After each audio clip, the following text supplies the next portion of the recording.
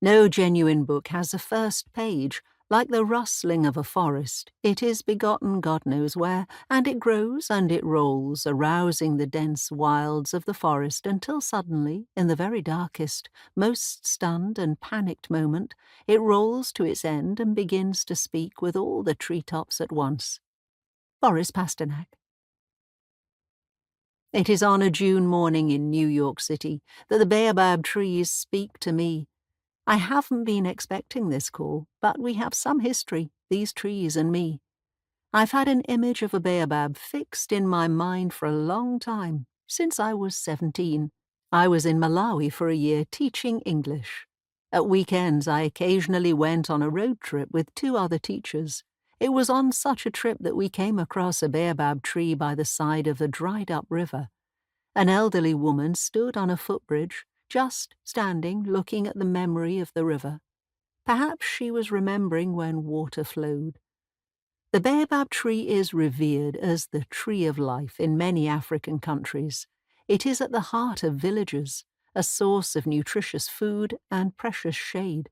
Maybe this image lodged in my mind because of the juxtaposition between this grand tree with its swollen trunk and spreading branches, the emptiness of the riverbed, and the slight figure of the woman, contemplating what had gone and what was to come.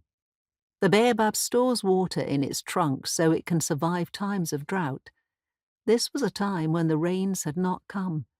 Out of shot in the picture in my mind under the rainless, cloudless Malawian sky, are white Hessian sacks of grain stamped U.S. aid piled up outside a shed ready for distribution.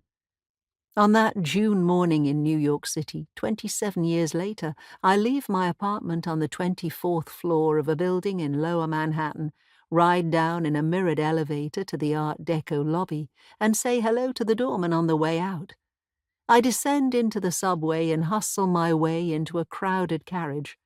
As I hang on to a pole, swaying to keep my balance and jostled by the bodies of strangers, I wonder at my life, lived so much of the time either high in the sky or underground. I navigate the maze of exits at 42nd Street Station, which I now do on autopilot, and walk through the forest of high-sided billboards in Times Square. Good Morning America is being broadcast across the country, shots from the shiny, sunny studio filling a giant screen. Theatre signs compete for the attention of tourists who have not yet started to fill the streets. The naked cowboy is not yet performing his songs. Office workers like me are making our way to desks high up behind glass walls. I take a deep breath, inhaling the mix of car exhaust, weary humanity, and a sour undernote of last night's hot dogs and onions. Giant yellow M&Ms dance on a tall billboard, looking down at me with wide grins. I look up and smile at the topsy-turvy nature of this world. I feel a little like Alice in Wonderland, surrounded by cavorting confectionery.